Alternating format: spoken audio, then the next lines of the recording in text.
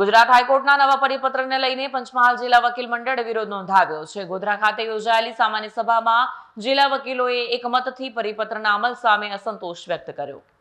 ગોધરા ખાતે યોજાયેલી પંચમહાલ જિલ્લા વકીલ મંડળની સામાન્ય સભામાં ગુજરાત હાઈકોર્ટના નવા ડિજિટલ પ્રક્રિયા સંબંધિત પરિપત્ર સામે વિરોધ નોંધાવવામાં આવ્યો હતો. વકીલોએ જણાવ્યું કે જિલ્લામાં જરૂરી ટેકનિકલ સુવિધાઓ અને ઇન્ટરનેટ વ્યવસ્થાનો અભાવ છે, જેથી પરિપત્રોનો તાત્કાલિક અમલ મુશ્કેલી ઊભી કરે છે. વકીલ મંડળે રાજ્યમાં પૂરતી ડિજિટલ સુવિધા ઉપલબ્ધ થયા બાદ જ અમલ કરવાની માંગ કરી છે. વિરોધ સ્વરૂપે 6 થી 8 ઓગસ્ટ દરમિયાન 3 દિવસ કોર્ટના ન્યાયિક કામકાજથી અલિપ્ત રહેવાનો નિર્ણય લેવાયો છે.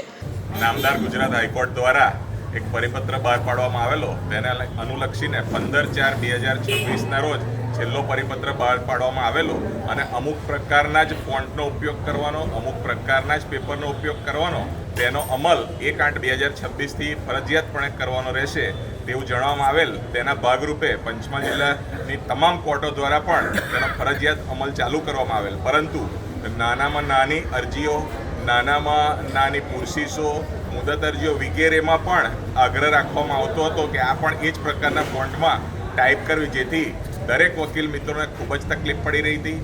આને લીધે દરેક અરજી ટાઈપ કરવા માટે જવું પડતું હતું, નાણાં પણ વેડફાતા હતા, સમય વેડફાતો હતો. આને લઈને પંચમહાલ જિલ્લા વકીલ મંડળ દ્વારા ગઈકાલે એક જનરલ બોર્ડ બોલાવવામાં આવ્યું, જેમાં અંદાજિત 400 થી 500 વકીલ મિત્રો હાજર રહ્યા અને એક નિર્ણય કરવામાં આવ્યો કે તાત્કાલિક અસરથી 6, 7 અને 8 તાત્કાલિક અસરથી તમામ વકીલ મિત્રો કોર્ટ કાર્યવાહીથી અલિપ્ત રહેશે અને જ્યાં સુધી આ પરિપત્રમાં કોઈ મોડિફિકેશન ના આવે કે પરિપત્ર પરત ના ખેંચાય ત્યાં સુધી આ ચાલુ રહેશે અને પંચમહાલ જિલ્લા વકીલ મંડળ વધુ ઉગ્ર આંદોલન કરવા પણ સક્ષમ છે, એ પણ આ તબક્કે જાહેર કરીએ છીએ.